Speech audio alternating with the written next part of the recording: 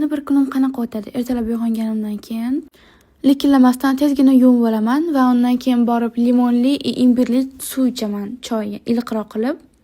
Keyin o'zimga shifonikli choy tayyorlab qo'yaman. Keyin yuzimga maska qo'yaman.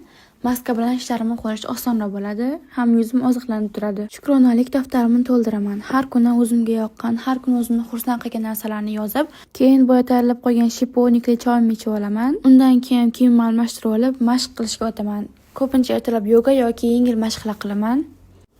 Keyin darrov zavtrikka o'tib ketaman. Zavtrikdan keyin bo'lsa malikadan malikaga aylanish jarayoni, ya'ni makiyaj jarayoniga o'taman.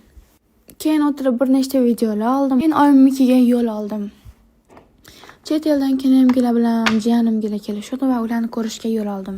Uyga kelsam singlim, jiyanlarim hammasi bizani uyni tozalash bilan ish bilan bor ekan. To'g'risi vohli kelib qolganimdan afsuslandim. Keyin nima qilish bilmasdan singlarim xonasini tiklab o'tirdim. Singlarim xonasida nimalar o'zgargan, nimalar joy-joyida. Lekin to'g'risini aytsam, men ketgandan keyin hamma narsani o'zgartirib tashashgan. Singlim xonasi va estetikchni qilib qo'ygan, o'zgartirib bir nimalar qo'yib. Keyin oyim narsalarni oyim yo'ligida ochib o'tirdim, oyimga bildirmasdan. Bilsalar o'ldiringlar. Keyin xuddi yoshligimizdagidek singlim, men jiyanim birga ko'chaga chiqdik. Shunchalar uchun jiyanim deganim bu amakimning qizi.